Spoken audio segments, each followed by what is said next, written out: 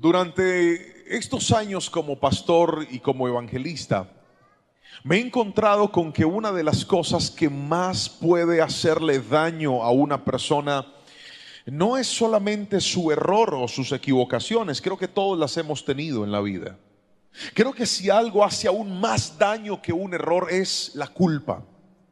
Ese señalamiento interno, esa presión que tú ejerces contra ti mismo cuando te equivocaste.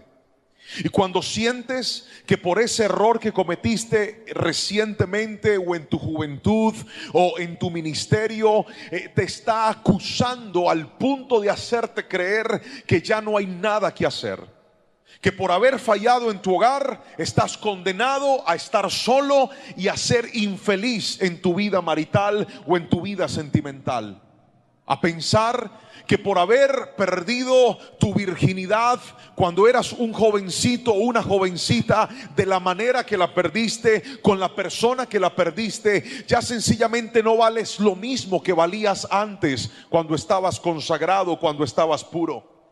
Que tú, que de repente planeaste tener una familia unida y hermosa y darle un buen padre a tus hijos o darle una buena madre a tus hijos, te topaste con que tu primer hijo llegó resultado de una fornicación, resultado de un error, y ahora estás levantando solo o sola a tu hijo, y a veces te culpas y dices: ¿por qué no fui más sabio? ¿Por qué no fui más prudente? ¿Por qué no esperé? ¿Por qué no hice caso? Y ahí solo en la intimidad te castigas y te golpeas por tus errores. Le pregunté a Dios qué quería que hablara hoy, y el Señor plantó en mi corazón esta palabra, porque sé que hay gente que agarró lo poquito que tenía y decidió seguir viviendo y decidió seguir luchando, pero internamente dicen: ¿por qué yo aborté cuando era un joven? ¿Por qué yo aborté ese bebé cuando estaba jovencita, llena de temor y de miedo? Y cada vez que escuchas la palabra aborto y eres consciente que fue matar la vida de un ser, que fue acabar, que fue terminar la vida de una persona inocente, te culpas y te señalas. Y no estoy haciéndole una defensa al pecado en este momento. No vine a decirte que puedes pecar libremente y que nada va a pasar, no. Pero creo que suficiente hay a veces con recordarle al pecador que su pecado le va a destruir la vida. Hay gente que ya lo ha comprobado. Hay gente que se observa y dice: pastor, yo soy consciente que no estoy donde debería estar por todos los errores que cometí. Yo soy consciente que no tengo lo que debería tener por todos los errores que cometí. Pero querido hermano, quiero que me escuche. Yo tengo un Jesús que perdona al pecador. Yo tengo un Dios que cuando ve al que se equivocó le dice: aunque fallaste, aunque te equivocaste, todavía mis planes no se han acabado contigo. Todavía puedo hacer algo nuevo para ti. Y yo vine hoy a decirte en este altar: este lugar hoy va a ser testigo de la misericordia y del perdón de Dios sobre el pecador. Este altar hoy va a ser testigo de aquellos que, aunque fallaron, quiero decirte: todavía tienes esperanza. Si alguien lo quiere, levante la mano y gríteme un fuerte amén, por favor. Todavía hay esperanza. Si va a aplaudir a Jesús, hágalo con fuerza, porque Él es el Dios de misericordia y de bondad. Salmos capítulo 25, versículos 5 al 10 es la cita en la que me voy a basar para esta enseñanza. Salmos capítulo 25, versículos 8 al 10 dice: el Señor es bueno y hace lo correcto. Les muestra el buen camino a los que andan descarriados. Guía a los humildes para que hagan lo correcto. Les enseña su camino. El Señor guía con fidelidad y amor inagotable a todos los que obedecen su pacto y sus exigencias. Puede leer conmigo nuevamente la palabra del Señor. Quiero que lo lea fuerte. Ahí está en las pantallas. 1, 2, 3. El Señor es bueno y hace lo correcto. Les muestra el buen camino a los que andan como descarriados. Guía a los humildes para que hagan lo correcto. Les enseña su camino. Él guía con fidelidad y amor inagotable a todos los que obedecen su pacto y cumplen sus exigencias. Amén y amén. Y quiero que en este momento usted me pueda ayudar pensando en lo que siente una persona que ha fallado, en lo que siente una persona que se ha equivocado. Qué difícil es romper la confianza de las personas que amamos. Qué difícil es defraudar a la gente que nosotros queremos. Qué difícil es cuando vemos el dolor que le causamos a un hijo, a un padre, a un pastor, a nuestro esposo o a nuestra esposa, cada vez que hacemos algo que no debíamos hacer. Y esa culpa puede llevarnos a nosotros a ser conscientes de que en nuestro error perdimos algo que era profundamente valioso. No te imaginas cuántas personas me escriben día tras día en mis redes sociales, en mi correo electrónico. Para mí es imposible responder todos los mensajes que me llegan a diario, a tiempo y aún fuera de tiempo. Hombres diciéndome: pastor, perdí mi hogar. Pastor, dañé a mi esposa. Pastor, se me destapó una olla podrida, se me destapó un pecado, se me destapó una infidelidad. Porque no hay peor error que creer que el pecado oculto nunca saldrá a la luz. La palabra del Señor dice que entre cielo y tierra no hay nada oculto que no haya de ser descubierto. Y esto, en lugar de generarnos miedo, debería generar en nosotros la determinación de soltar el pecado antes de que el pecado nos haga soltar lo que nunca pensamos que íbamos a perder. Y hay tanta gente que me dice: pastor, por favor ayúdeme. Mire, mi esposa no quiere nada conmigo, mi esposo no quiere nada conmigo, me van a echar del trabajo, voy a perder todo lo que tengo. Y sumado a este error, sumado a estos riesgos, aparece el enemigo, que es el acusador por excelencia, que viene a ponerle sentencias a tu historia y sentencias a tu vida, diciéndote: ahí te vas a quedar, no te vas a levantar, nada viene para ti. Escuche bien, todos aquí algún día nos hemos equivocado. Todos aquí en algún momento a alguien le hemos fallado. Si usted dice: no, pastor, yo jamás, avise para traer concreto y fundirle un monumento allá afuera.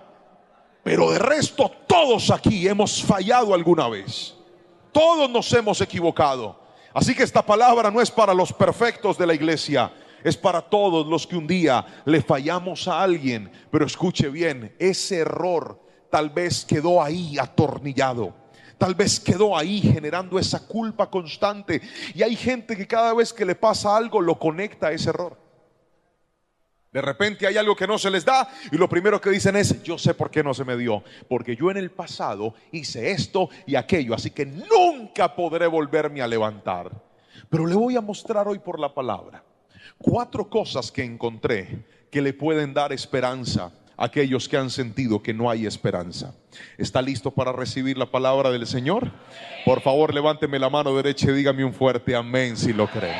Lo primero que le quiero mostrar es que aunque fallaste, tienes esperanza. En primera instancia, colócame el primer punto: si te encuentras con Dios. Otra vez, ¿sí qué? Más fuerte: si te encuentras con Dios. Versículo 8 dice: el Señor es bueno y hace lo correcto, les muestra el buen camino a los que andan descarriados. ¿Qué es estar descarriado?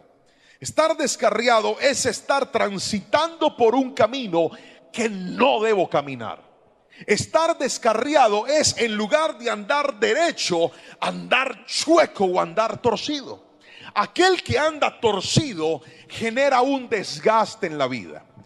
Los carros tienen que atravesar un proceso, se les hace periódicamente, que se llama alineación y balanceo.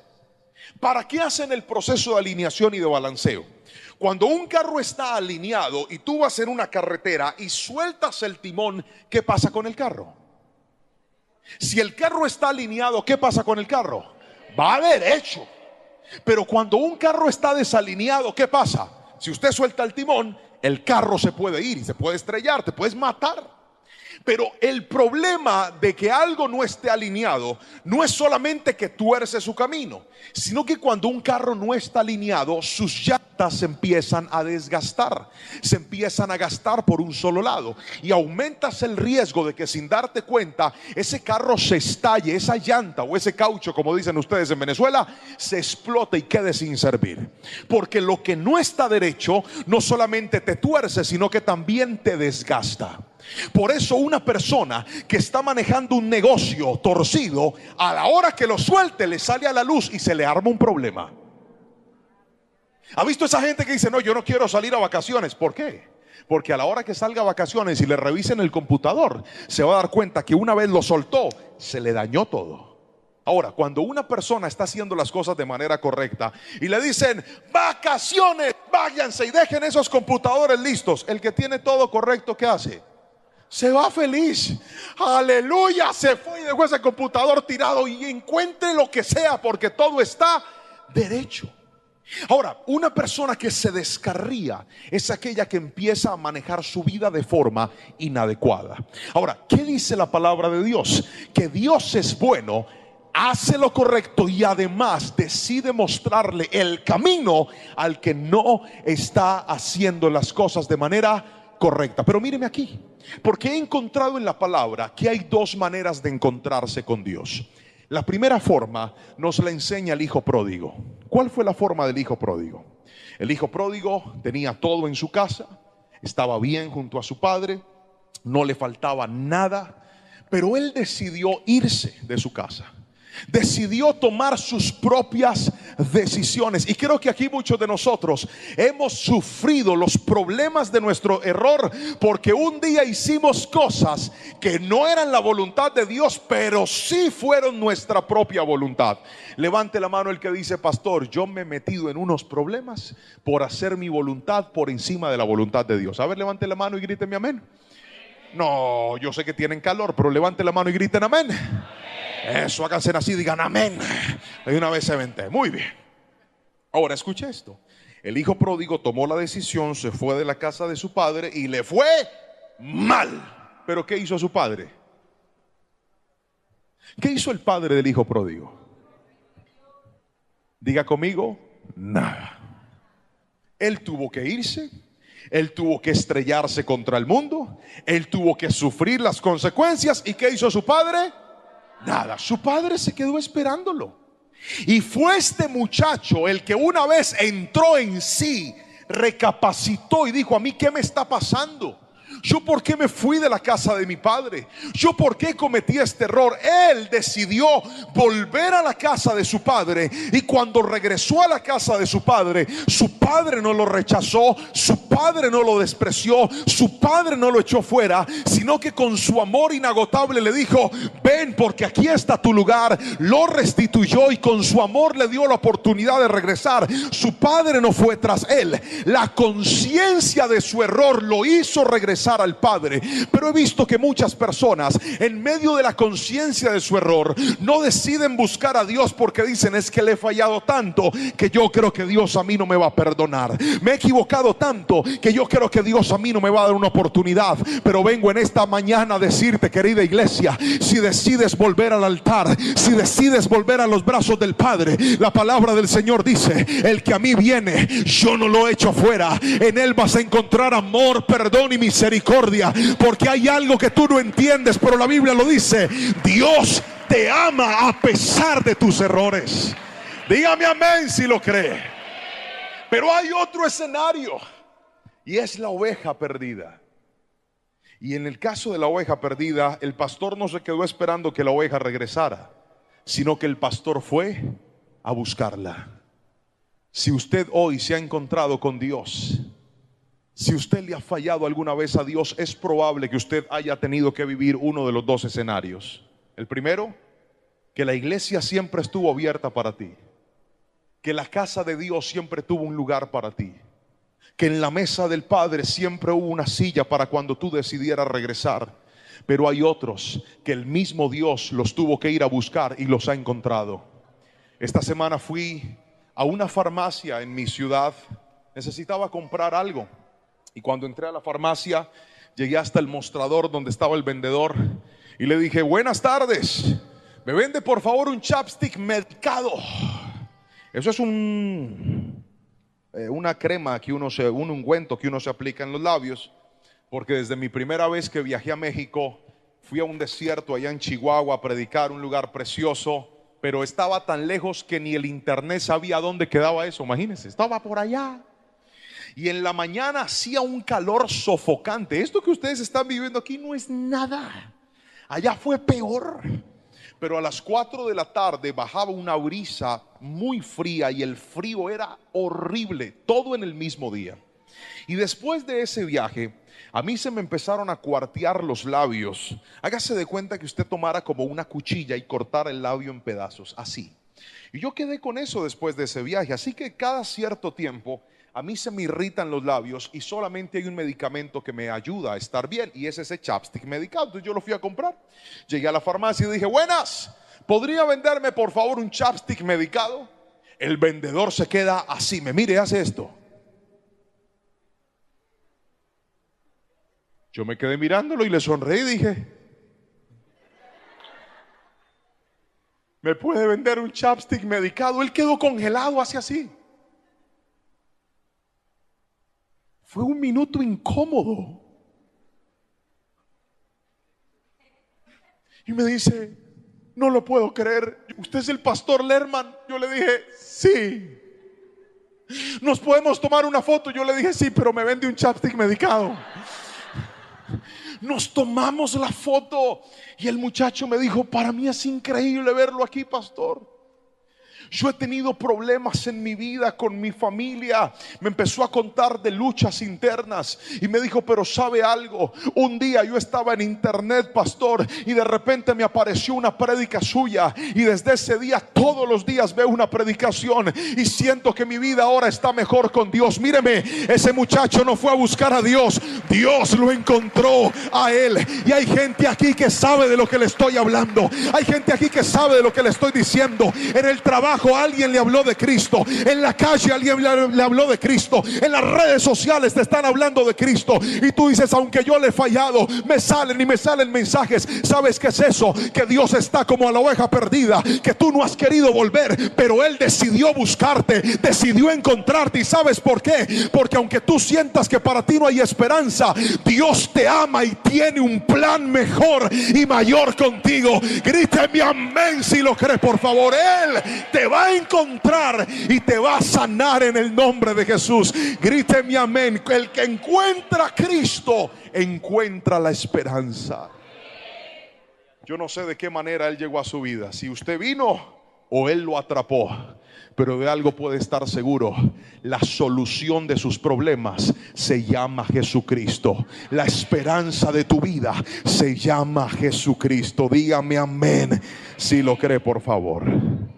Pastor, ¿y cómo puedo encontrar esperanza ahora que llegué al Señor? No sé si ha notado que desde que usted se ha pegado de Dios, tal vez materialmente hay cosas que no han cambiado. Usted sigue teniendo necesidades, sigue viendo que ese esposo no cambia, o sigue viendo que esa esposa no cambia, o sigue viendo que esa salud todavía está difícil, o sigue viendo que esa economía todavía está golpeada. Pero quiero que escuches esto: cuando tú llegas a Cristo tendrás que aprender que tu esperanza no se basa en que regrese materialmente lo que perdiste. Tu esperanza se basa en que Dios empiece a sanarte primero a ti, porque la esperanza no es que vuelva lo que perdiste, sino que tú te transformes en lo que Dios diseñó que tú fueras. Por eso al principio, cuando Dios va a obrar, lo primero que hace es cambiar tu manera de pensar, tu manera de vivir, tu manera de comportarte. Tu fe la va a llevar a otro nivel. Dios, antes de hacer las cosas grandes afuera, hace cosas enormes adentro de nosotros. Te va a llenar de paz, te va a devolver la esperanza, te va a devolver el gozo de la salvación, te va a devolver el gozo de vivir. Tú que decías: yo me tendré que ir de este país donde nadie me conozca, y Dios dice: no, yo te bendigo, no donde tú quieras, sino donde yo te establecí. Y hay gente aquí que lo ha comprobado. Tu bendición no depende de la tierra en la que estás parado. Tu bendición depende de que Cristo esté a tu lado. Por lo tanto, lejos o cerca, si haces la voluntad de Dios, Él te va a levantar. Gríteme amén si lo cree, por favor, y alabe a Jesús en esta tarde. Cuando lo encuentras a Él, Él te devuelve el valor, Él te devuelve el propósito, y Él te va a reconstruir la vida de adentro hacia afuera. Así que no se afane.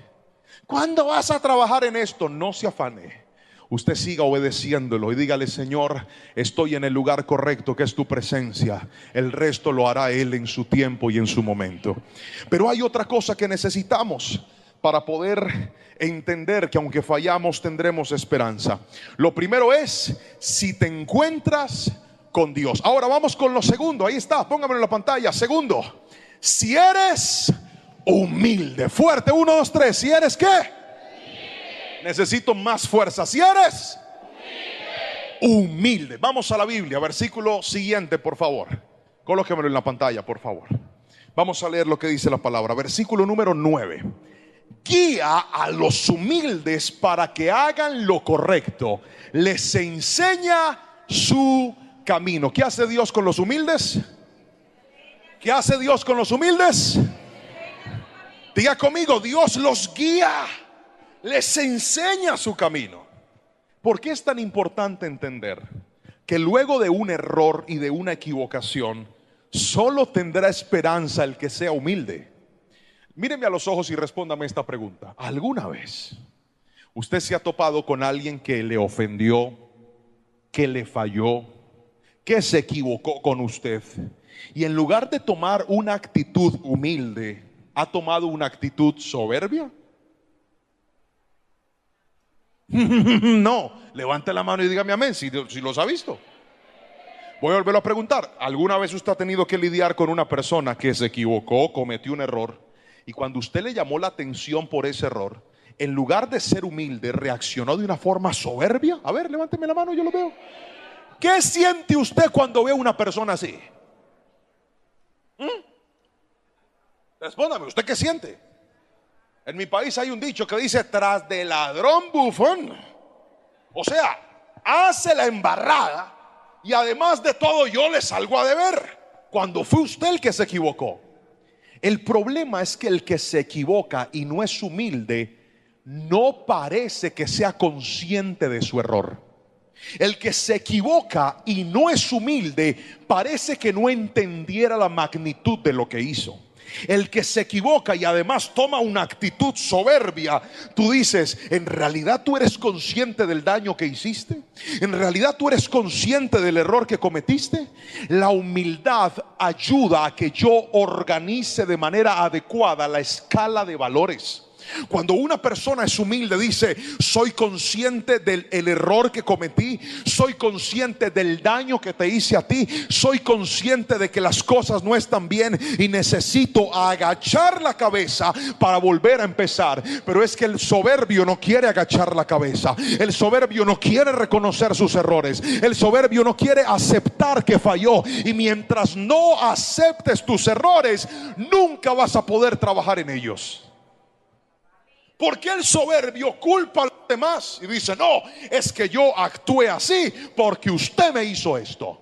Es que yo actué así porque usted me trató de esta manera. Nunca vas a encontrar una nueva oportunidad mientras no quiebres la soberbia que está en ti. Muchas personas están tan infelices, perdiendo su familia, perdiendo su hogar, no porque su esposa o su esposo sean alguien que no tenga valor, no porque sus hijos no tengan valor, no porque no quiera tener una familia. Quiere tener una familia, quiere tener una esposa, pero no quiere soltar la soberbia.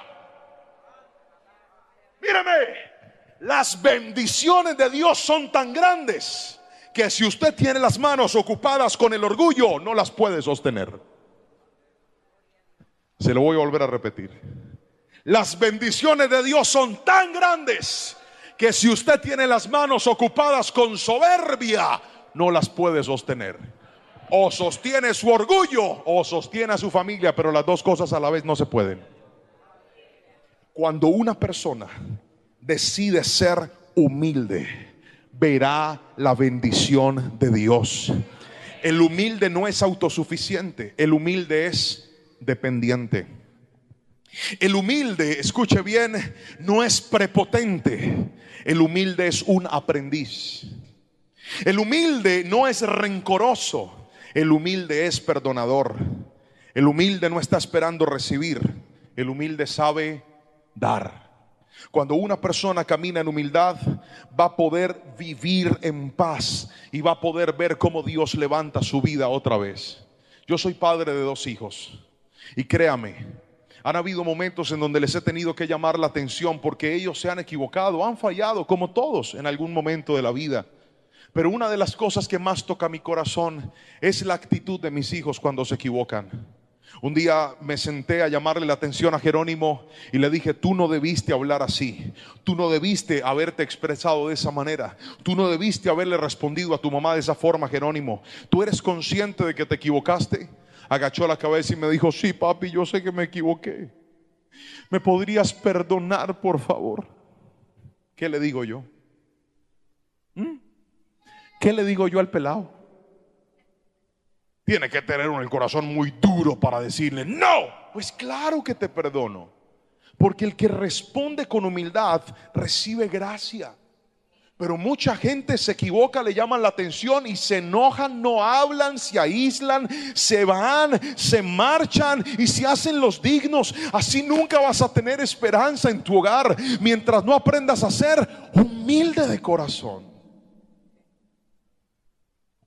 Hace un tiempo yo tenía que hacer un viaje para Europa y llegué al aeropuerto, estaba en mi fila haciendo el counter. Llego donde la muchacha y la iglesia que me había llevado había comprado dos reservaciones diferentes. En una reservación estaba mi vuelo de ida y en otra reservación estaba mi vuelo de regreso. Entonces yo llegué al counter de la aerolínea y me dijeron: ¿dónde está su reserva? Yo se las mostré y me dicen: señor Juan, necesitamos ver su reservación de regreso.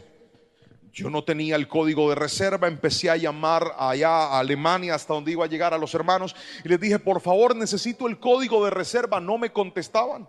Entonces la muchacha me dijo: hágase a un lado, arregle el asunto y cuando ya tenga su número vuelve, que yo lo voy a atender sin necesidad de que haga fila. La fila estaba larguísima. Yo me fui, Dios tocó el corazón de los hermanos allá, finalmente me contestaron y llegué y me hice por un ladito para que me atendieran. Y cuando estaba ahí, la muchacha me hizo señas para que me acercara y me llamó picándome el ojo. Me dijo, entonces yo fui, pasé. Y cuando yo voy a pasar, había un hombre al lado, se veía que era un europeo así, con mala cara, calvo, sin nada de cabello, como varios de los que estamos aquí, que Dios les brille esa cabeza así. Y el tipo me dice: hay que respetar la fila. Y cuando me dijo eso, yo lo volteé a mirar con una cara, hermano. ¿Cuántos saben mirar feo aquí? Levante la mano. Otra vez, levante la mano el que sabe mirar feo, que dice: pastor, tengo una habilidad especial con la mirada, yo los destruyo. Ese día yo no sé mirar feo, pero ese día lo logré. Lo miré horrible. Y la muchacha le dijo al Señor: qué pena, Señor, pero él está aquí porque llegó antes que usted y yo le dije que cuando llegara yo lo iba a atender. Yo lo volteé a mirar y le dije, casi le digo chusma, pero yo no sé si él sabía qué significaba eso. Pasé adelante y me atendieron y yo me estiré como un gallo para que respete, porque a los hijos de Dios no se maltratan, nadie los maltrata. Hice ahí mi proceso, cuando de repente alguien me toca la espalda y yo volteo a mirar. Era el mismo señor, este pelón, el calvito, y me dice: caballero, por favor, perdóneme.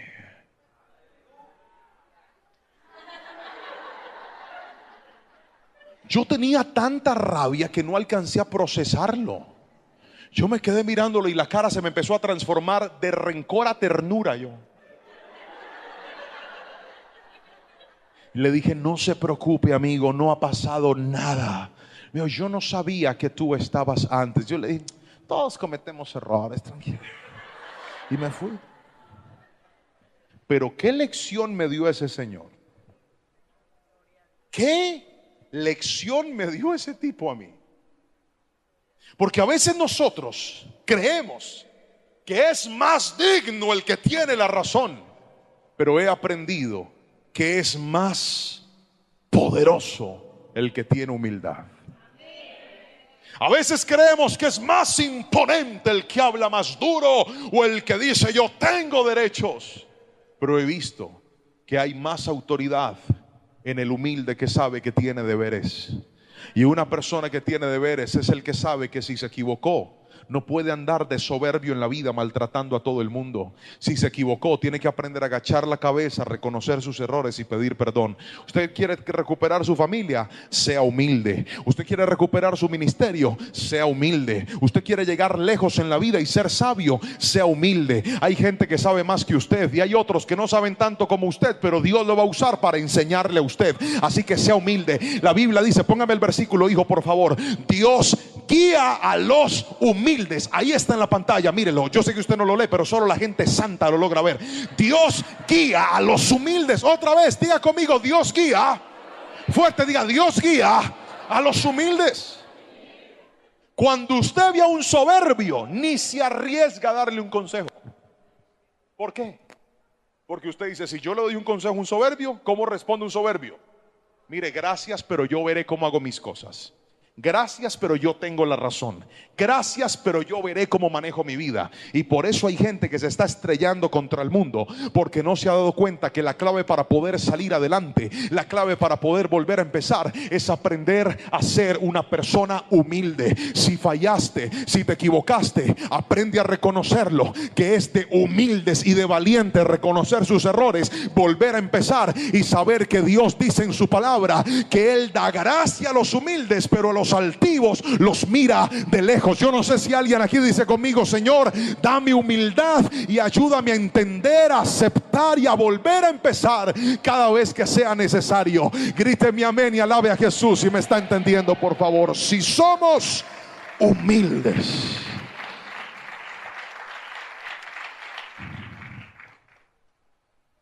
Cuando yo estaba en la iglesia, a mis 14 años, era el baterista de la iglesia. Y resulta que sucedió algo en la comunidad donde nosotros estábamos.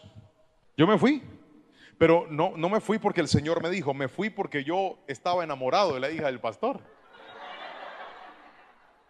Y yo dije, de pronto el Señor me ayuda, ya que no sabe, no me ayudó. La muchacha no me dio ni la hora. Yo me fui para esa iglesia. Eso nunca logró consumarse. Repito, lo que no se edifica en los parámetros de Dios es muy difícil que prospere. Es muy difícil. Entonces yo regresé a la iglesia. Y cuando regresé a la iglesia, el concilio había enviado un nuevo pastor, que era mi pastor, un hombre joven. Y él vino y se sentó conmigo y me dijo, a ver, ¿usted qué sabe hacer? Y yo le dije así, todo presumido, le dije, yo soy baterista, pianista, bajista, guitarrista, pero mi instrumento es la batería. Y me dijo el pastor, qué bueno, mi hijo, pero yo baterista ya tengo. Y el tipo no tocaba tan bien como tocaba yo. Y pianista también ya tengo. Y bajista también. Lo que no tengo es guitarra. Así que si usted decide volver, pues va a tener que hacer un proceso, porque aquí no va a tocar todavía. Usted se va a meter con Dios, va a entrar a las escuelas, va a hacer su proceso desde el principio, como cualquier persona nueva, desde abajo va a empezar. Y cuando pase un buen tiempo, si Dios lo permite y tú estás bien, entrarás a tocar la guitarra, porque eso es lo que no tengo. Pregúnteme si yo quería tocar la guitarra. Pregúnteme si yo quería tocar la guitarra. ¡No! Yo me puse de presumido a hablar de guitarra, pero yo quería la batería. Yo no quería la guitarra, yo de bocón me puse guitarra. Tuve que empezar el proceso desde abajo como si yo no supiera nada de la Biblia. Desde el principio ahí, ¿qué es la salvación? A ver, ¿qué es la salvación? ¿Y qué es el bautismo? Y todo desde abajo. Pero ¿sabe qué hacen esos procesos en nosotros? Probar nuestros niveles de humildad. Porque si usted cuando va a reiniciar la vida no es capaz de empezar desde el principio, eso demuestra que usted no es humilde. Porque yo no entré a esas escuelas a aprender algo que yo ya sabía. Yo entré a esas escuelas a desarrollar algo que yo no tenía y se llamaba carácter. Y empecé desde el principio. Y cuando terminé el proceso, casi un año después, me dicen, bueno, mijo, aquí está la guitarra. Me pasan una guitarra más vieja que la mente y los resabios del diablo. Fea, con esas cuerdas oxidadas que nunca las habían limpiado, ¿me entiendes tú? oxidadas. ¿Qué hacen las cuerdas oxidadas? Le ensucian los dedos, le cortan los dedos. Es horrible y me pasan esa guitarra. Tome, mijo, no hay más. Y yo en el primer culto ahí emocionado tocando a guitarra desbaratada. Y ahí me tocó empezar. Pero ¿sabes algo?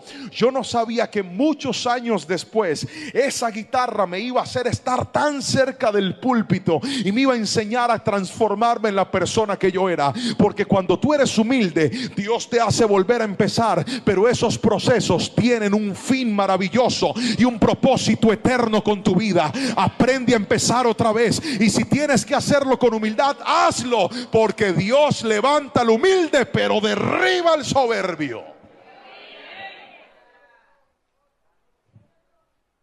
Así no diga amén. Así es. Dele un aplauso a Jesús, por favor. Humildad. Pero hay algo más. Aunque fallaste, tienes esperanza. Tercero, ahí está el tercer punto. Si decides obedecer. ¿Puede repetirlo fuerte conmigo? 1, 2, 3. Si decides obedecer. Recuerde que hoy le estoy hablando a todos aquellos que por un error sienten que no hay nada que hacer. Y hoy te quiero decir en este punto, si tú decides obedecer, hay esperanza para ti. Mire lo que dice la palabra del Señor. Colócame en el versículo 10, por favor. Versículo 10. El Señor guía con fidelidad y amor inagotable a todos los que obedecen su pacto y cumplen sus exigencias. ¿Puede leer la palabra fuerte? 1, 2, 3. El Señor guía con fidelidad y amor inagotable a todos los que obedecen su pacto y cumplen sus exigencias. Querido hermano, el obediente es aquel que sabe reconocer las normas. El obediente es aquel que donde llega busca los parámetros a seguir. El obediente es aquel que reconoce cuáles son las directrices. El obediente es aquel que no solamente tiene una disposición, sino que también tiene un conocimiento de la norma. Hay gente que está dispuesta a obedecer, pero no sabe qué obedecer. Permítanme usar un ejemplo para explicárselos. Hace unas semanas tuve que ir a una ciudad de mi país, al sur del país, que se llama Pasto. Tenía que ir a capacitar a un grupo de ministros en un área en específica de la iglesia. Y cuando llegué al aeropuerto, la hermana que me fue a recoger me hizo la siguiente pregunta. Me dijo: pastor, ¿quiere manejar mi carro? Y yo le dije: claro, hermana, yo manejo. Y me dijo: es que yo manejo muy despacio, pastor. Este carro está chiquito, pero yo creo que usted maneja rápido. Yo le dije: claro que sí, hermana, a mí me gusta la adrenalina. Y mira el carro. Este es el mismo carro. Les pedí una foto y me la mandaron. En esta nave me fui para Pasto desde el aeropuerto. No me metí, me encapsulé. Acomodé una pierna, acomodé la otra, corrí la silla. Ahí yo quedé. Hermano, donde yo medio me moviera, ahí me rompía un hueso porque estaba chiquito. Y le dije: hermana, ¿lista? Ella me miró así y me dijo: de una, pastor. Y yo: vamos. Prendí el carro y arranqué como si me lo hubiera robado. Manejé por todas esas vías y esas carreteras. Cuando llegamos a la ciudad, había un retén de policías y nos pararon. Dijeron: yo paré, bajé el vidrio. Y el policía me dice: buenos días. Y yo ahí todo encapsulado le dije: buenas. Y me dice: ¿usted sabe que hoy este carro no puede circular? Porque resulta que en esta ciudad hay una medida que se llama pico y placa. Y es que según el número en el que termine la placa, hay días que no debe transitar. Y yo no sabía. Y me dijo: este carro no puede transitar. Y yo le dije: señor agente, yo no sabía. Vengo de otra ciudad. Y la dama me dijo que si yo quería manejar, y yo le dije que sí, pero yo no sabía. Y me dice: pues no importa, esto da inmovilización de este vehículo. Y esa hermana empezó: hay poder en la sangre de Cristo, Señor, perdónanos. Pastor, qué vergüenza con usted. Yo le dije: hermana, tranquila, yo no sabía. El guarda se fue y luego llegó otro policía. Cuando llegó el policía me dijo: ¿usted sí sabía que este carro no puede moverse? Yo le dije: Señor, yo no sabía. Si yo hubiera sabido, jamás lo hubiera manejado. Porque yo sé obedecer, pero yo no sabía, yo no vivo en esta ciudad. Y me dice: ¿y usted a qué se dedica? Yo le dije: yo soy pastor. Espérese a ver qué dice mi capitán. Se fue y llegó otro más bravo todavía. Se para ahí en la ventana y dice: Señor. Y dije: Señor, usted sabe que no debe andar en este carro y que eso da inmovilidad y además le va a poner una multa. Y yo le dije: usted tiene toda la razón, Señor, pero yo no sabía. Ella me dijo que si yo quería manejar y yo manejé, pero yo no vivo en esta ciudad. ¿Usted a qué se dedica? Le dije: yo soy pastor cristiano, pero usted a mí me puede perdonar. Se quedó mirándome así y se fue. Luego vino el primero y me dijo: el comparendo se lo voy a poner a su nombre. O sea, peor todavía. Casi que no me meto a ese carro y ahora me iban a quitar dinero. Y me dice: pero ¿sabe algo, pastor? Lo vamos a perdonar. Váyase y guarde ese carro ya. Hermano, yo arranqué en ese carro. Casi que lo boto por allá en un parqueadero. Lo dejé por allá tirado. Y me dio una gran lección. La hermana dijo: ay, qué bueno que es andar con pastores. Le dije: pero yo no voy a estar siempre, hermana. Así que pilas, que a la próxima vea, paila, esté pendiente. Ahora se salvó por la unción, pero la unción no la va a salvar siempre. ¿Y sabe de qué recordaba? A mí no me cuesta trabajo obedecer las instrucciones, pero note que me comporté como un desobediente, porque aunque sé obedecer, no sabía cuál era la norma. ¿Me estoy explicando con la suficiente claridad? Hay gente que tiene una determinación hacia la obediencia, pero la Biblia no solamente te dice que tienes que determinarte a la obediencia. Póngame el versículo otra vez, por favor. La Biblia también dice que Dios muestra su amor y su fidelidad a todos los que obedecen su pacto y cumplen sus exigencias. La pregunta es: ¿usted sabe cómo quiere Dios que usted se comporte?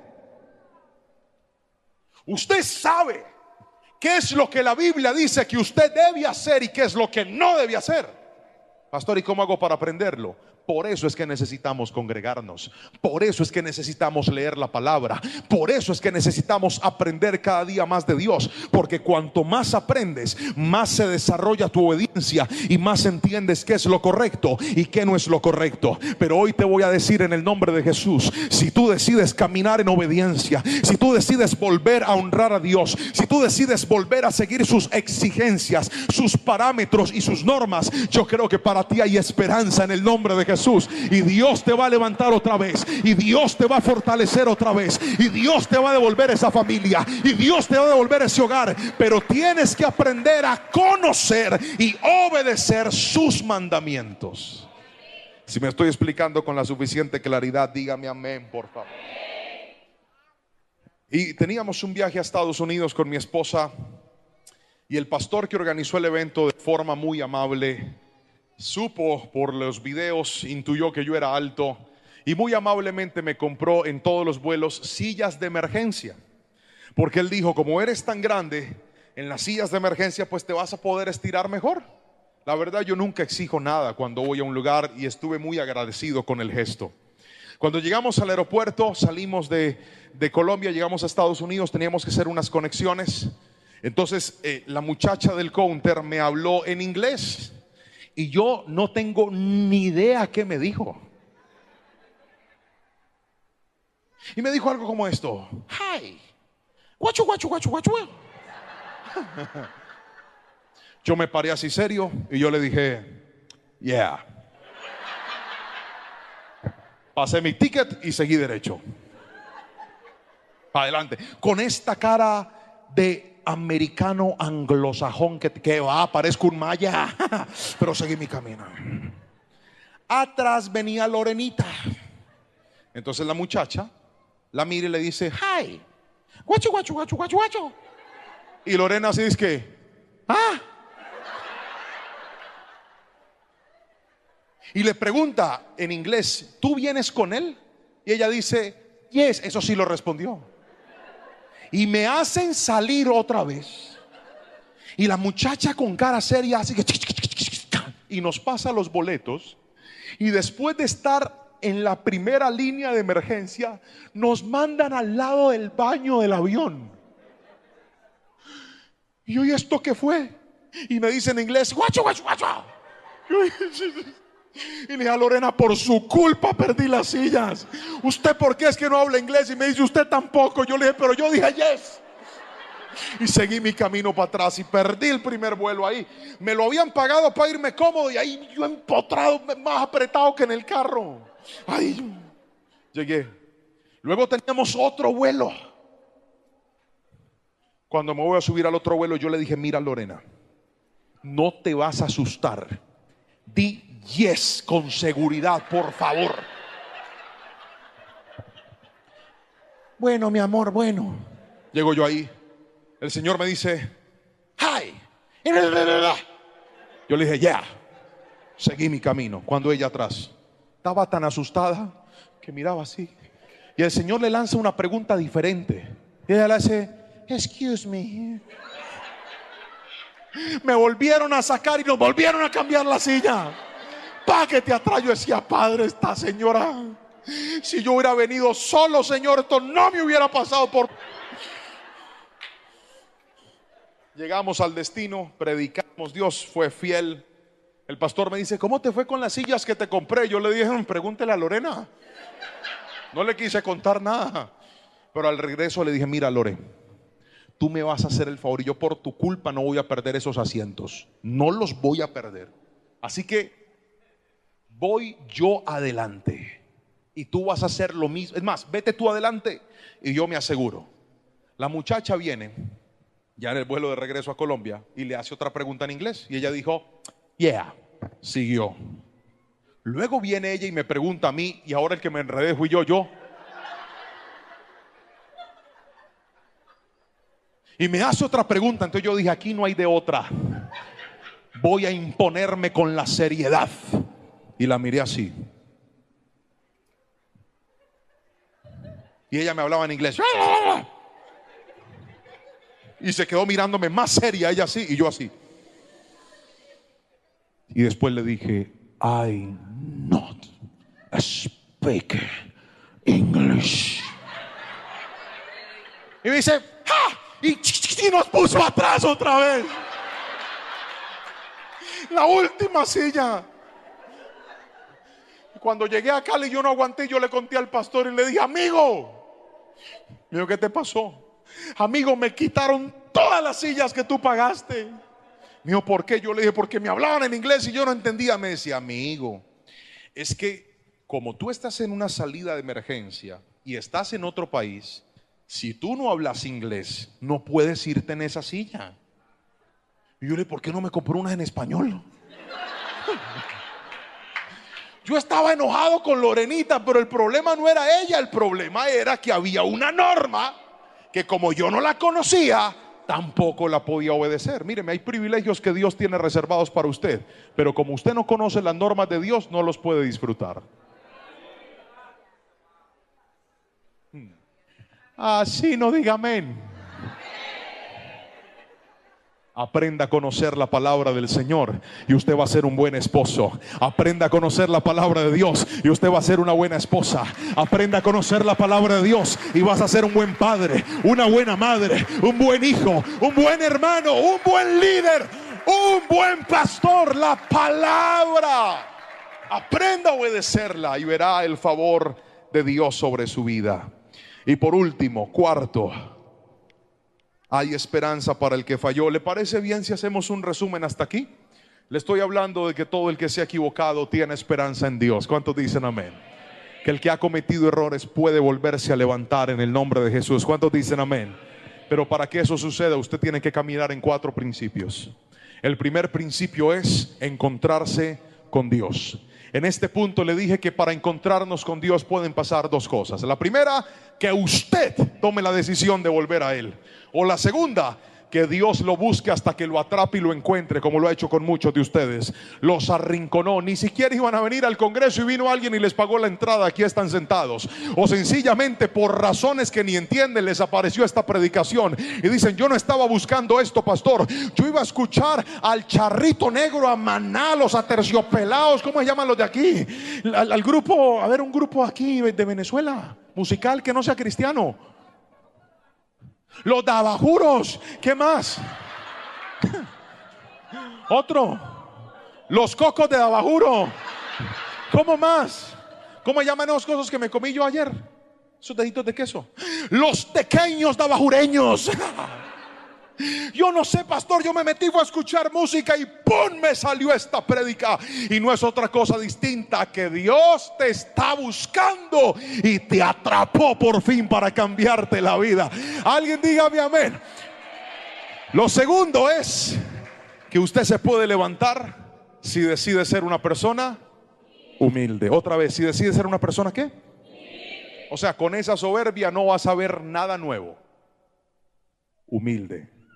Lo tercero que le acabo de enseñar es que hay esperanza para todo aquel que decide obedecer. Y para obedecer tenemos que caminar en dos cosas: tener la actitud obediente, pero también el conocimiento de las normas de Dios. ¿Me he explicado hasta ahí con la suficiente claridad? ¿Tiene sentido lo que te estoy diciendo? Muy bien, ahora vamos con lo cuarto y último. Por último, si vuelves a la integridad, hay esperanza para ti si vuelves a la integridad. El versículo 21 del mismo Salmo, Salmo capítulo 25, dice algo muy, muy interesante. Vamos a leerlo. Que la integridad y la honestidad me protejan, porque en ti pongo mi esperanza. Usted sería tan amable, puede leer este versículo bien fuerte a la cuenta de 3, 1, 2, 3. Que la integridad y la honestidad me protejan, porque en ti pongo mi esperanza. Querido hermano, la integridad no es un momento en la vida. La integridad es un estilo de vida. La integridad no es algo que debe estar a veces. La integridad debe estar siempre. Cuando usted es una persona íntegra, usted podrá estar tranquilo en su presente, pero también tranquilo en su futuro. Cuando usted es una persona íntegra, usted puede tener esperanza, porque el que siempre hace lo correcto está tranquilo. ¿Cómo va a tener angustia el que hace las cosas de manera correcta? ¿Cómo va a estar preocupado el que hace las cosas de manera correcta? Note que los que más se angustian en medio de los problemas son los que tienen cosas guardadas. El que tiene cosas ilícitas, el que está haciendo algo que no debe hacer. Una persona que viaja en un aeropuerto cargando algo que no debe cargar, ¿cómo va a volar tranquila? Estaría asustada, estaría angustiada, estaría preocupada diciendo: ¿y qué tal que me descubran? ¿Y qué tal que me encuentren? ¿Y qué tal que me miren? Porque escuche esto: cuando no hay integridad, usted no puede tener una paz total en su vida. Vives en tu hogar con tu esposa, pero si tú tienes conversaciones con una mujer que no es tu esposa, si tú eres feliz siguiendo páginas de mujeres que se muestran casi desnudas, dándoles me gusta y hasta mandándoles mensajes que nunca te va a responder, ¿qué sentirías tú si de repente tu esposa atrapa tu celular? Angustia. Pero el que tiene tranquilidad y el que tiene integridad está en paz. Y el enemigo ha querido venderle a esta generación la idea de que puede vivir una doble vida. Hoy quiero decirte: no. Dios no quiere que vivas una doble vida. Dios quiere que vivas una vida, pero transparente y en paz. Eso es lo que Dios quiere. ¿Sabe por qué hay gente que no se puede volver a levantar aunque lo ha tratado? Porque quieren tener una mano en lo que perdieron y otra mano en el pecado. Y entonces con esta mano sostienen lo que el pecado les quitó, pero con la otra agarran el pecado, aunque lo hacen en el secreto.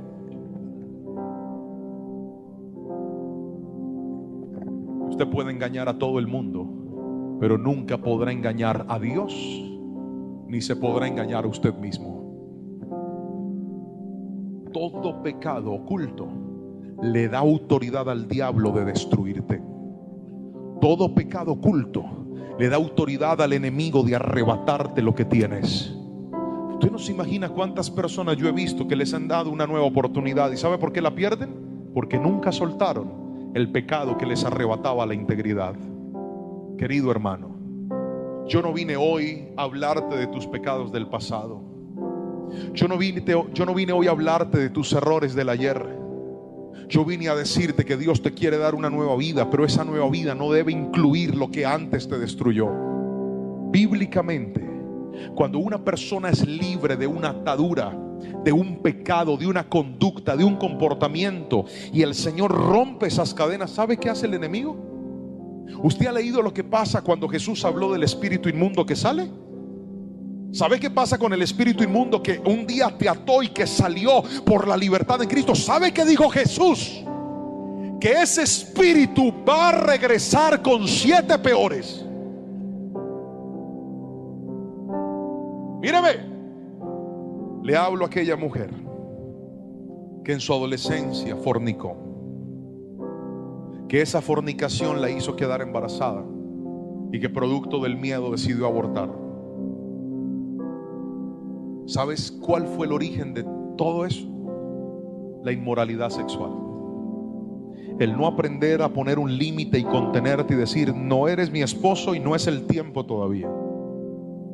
¿Y sabes qué es lo que está pasando? Que para tú poderte levantar tendrás que seguir batallando contra esa misma atadura llamada inmoralidad sexual, que va a buscarte otra vez, ahora que ya estás grande, ahora que estás casada. Y se va a disfrazar de un exnovio del pasado diciendo: tú tan linda y tan sola, ese hombre, ¿por qué te descuida?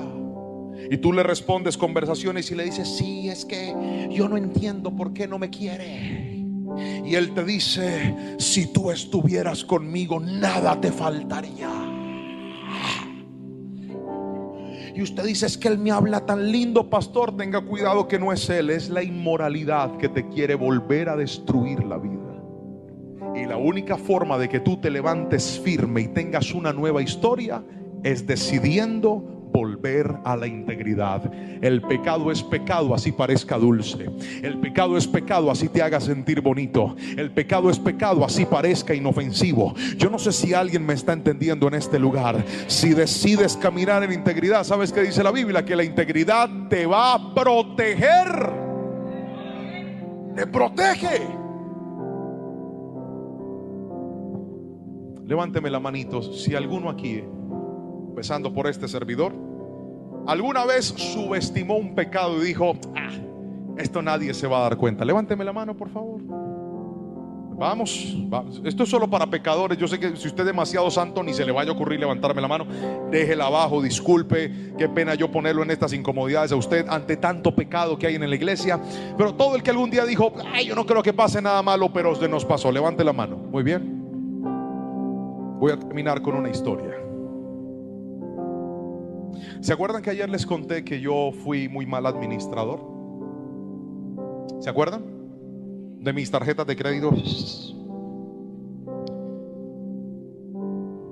Creo que uno de los momentos más difíciles que yo tuve que vivir en esa época, aún más que verme endeudado y ahogado sin tener dinero para pagar, ¿sabe cuál fue? Que mi esposa no sabía nada. Ella creía que todo estaba bien. Ella creía que todo estaba al día.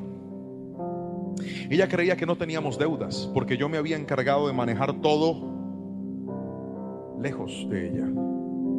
Y se me olvidó que todo lo oculto sale a la luz. Todo, todito.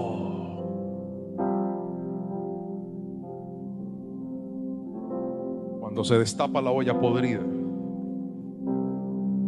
yo vi llorar a mi esposa, decepcionada, con la confianza en el suelo, diciéndome: ¿tú por qué no me dijiste? ¿Por qué no me contaste? ¿por qué no abriste tu corazón y me compartiste esto? Lo hubiéramos arreglado juntos, pero me doy cuenta cuando ya no hay nada que hacer. Y en ese momento yo llegué a pensar de todo. Pensé que ella me iba a pedir el divorcio. Pensé que tendría que renunciar al ministerio, irme a Estados Unidos a trabajar en lo que fuera, lavando carros, lavando platos, cortando jardines, para trabajar, pagar mis deudas y que mi esposa me diera otra oportunidad. Si es que quería darme una oportunidad, la defraudé. Míreme a los ojos. Yo sé que se siente destrozarle la confianza a alguien. Yo también lo hice. Y también llegué a sentir que ya no había nada que hacer, que mi esposa jamás volvería a confiar en mí. ¿Y sabe qué fue lo único que me ayudó a poder recuperar mi familia? Póngame el punto 4, por favor. Lo único que a mí me ayudó fue esto: volver a la integridad. Desde aquel día yo le dije: va a ser muy difícil, pero te prometo que voy a trabajar en lo que me toque. Yo estaba en la iglesia, tenía un carro, y en las noches, los fines de semana, me transformé en Uber. Manejaba y hacía carreras para poder producir algo más de dinero y tratar de solventar nuestras deudas. Llegaba muy temprano en la casa tratando de ganarme la confianza. Fue tan difícil, mis hermanos. Tuve que vender el carro, pero todo movimiento financiero que yo hacía se lo contaba a mi esposa. ¿Sabe por qué? Póngame el versículo, hijo, por favor. Porque este verso no solamente habla de integridad, este verso también habla de algo llamado honestidad. Si usted quiere volver a empezar, tiene que dejar de mentir. Si usted quiere volver a empezar, tiene que aprender a decir siempre la verdad. Si usted quiere volver a empezar y quiere que le den una nueva oportunidad, deje de tener cosas escondidas, que las cosas escondidas hacen tanto daño cuando salen a la luz. No hay nada más bonito que aprender a ser honestos. No hay nada más bonito que decir siempre la verdad. No hay nada más bonito que aprender a estar en equipo en la familia y decir: no tengo nada escondido. Tú conoces lo bueno y aún conoces las cosas con las que lucho. Pero la Biblia dice: mejor son dos que uno, porque si uno cae, el otro ayudará a levantarlo. El problema es que el mentiroso, tú no sabes cuándo cae. Por eso la Biblia hoy te dice: sé íntegro, pero también sé honesto, y vas a ver la misericordia de Dios sobre tu vida. Alguien tiene que decirme amén si me está entendiendo. Eso te protege. Fueron tantos años difíciles, mis hermanos, pero hoy, para gloria y honra del Señor, ¿a qué no sabe quién es el que administra en la casa? Sigo siendo yo. Y ya mi esposa no trabaja. En este momento el único que trabaja soy yo. Y para gloria y honra del Señor, no nos falta nada. Todo está al día. Dios nos ha ayudado a salir adelante. Si te devuelves a la integridad, Dios te va a dar una nueva oportunidad. Y yo quiero terminar esta palabra como la empecé. Póngame el título, hijo, por favor. Aunque fallaste, tienes esperanza. Aunque te equivocaste, Dios no ha terminado contigo. Aunque cometiste muchos errores, como todos aquí lo hemos hecho, este altar, yo le pido a Dios que hoy, cerrando este congreso, ese volver al altar se traduzca en un volver a empezar para ti. Pero ¿cómo vas a empezar? Con estos 4 compromisos que la Biblia hoy te enseñó. Hoy la palabra nos enseñó que tenemos que aprender a encontrarnos con Dios. Hoy la palabra nos enseñó que tenemos que aprender a ser humildes. Hoy la palabra nos enseñó que tenemos que ser obedientes, pero también nos enseñó que tenemos que ser íntegros. Si usted dice conmigo: pastor, yo necesito esta palabra, y yo hoy corro al altar por mi restauración, y corro al altar porque quiero ver lo nuevo de Dios para mi casa y para mi vida, póngase de pie y levante sus manitos, por favor, bien en alto. Cierre sus ojos y haga de ese lugar donde usted está un altar para Dios. Haga de ese sitio en donde usted se está parando en este instante, haga de sus manos en alto y de ese suelo que está pisando un altar para Dios. Si usted está viendo esta palabra en línea, está conectado desde su casa y está recibiendo esta palabra en este momento, diga conmigo: yo voy al altar. Escríbalo, diga: voy al altar también, porque tomo la palabra que hoy Dios me dio cuando me dijo que aunque yo fallé, todavía tengo esperanza. Levanta tus dos manos al cielo y este es el momento de pedirle perdón a Dios. Perdón, ¿por qué, pastor? Por esas cosas que tú sabes que cometiste, por esos errores que tú sabes que practicaste, pero que hoy la misericordia de Dios te dice: para ti también hay perdón. Abre tu boca y dile: Señor, me arrepiento. Vamos, dile: Señor, me arrepiento y te pido perdón. Abre tu boca y dile: Señor, ten misericordia de mi familia, ten misericordia de mis hijos, ten misericordia de mi trabajo, ten misericordia de los recursos que tengo, ten misericordia de lo que se puede destruir, ten misericordia de este vaso de barro que hoy se quiebra, que hoy se quiebra, que hoy tal vez está en pedazos, pero que tú con tu misericordia lo puedes restaurar. Ore conmigo y dígale: Señor, dame la capacidad, dame la bendición de volver a encontrarme. Si te habías apartado del Señor, haz un compromiso en esta noche de volver a su presencia. Haz un compromiso en esta tarde de volver a su presencia. Haz un compromiso en este día de volver a su presencia. Dile: Señor, me quiero encontrar contigo otra vez. No voy a seguir huyendo, no me voy a seguir escapando.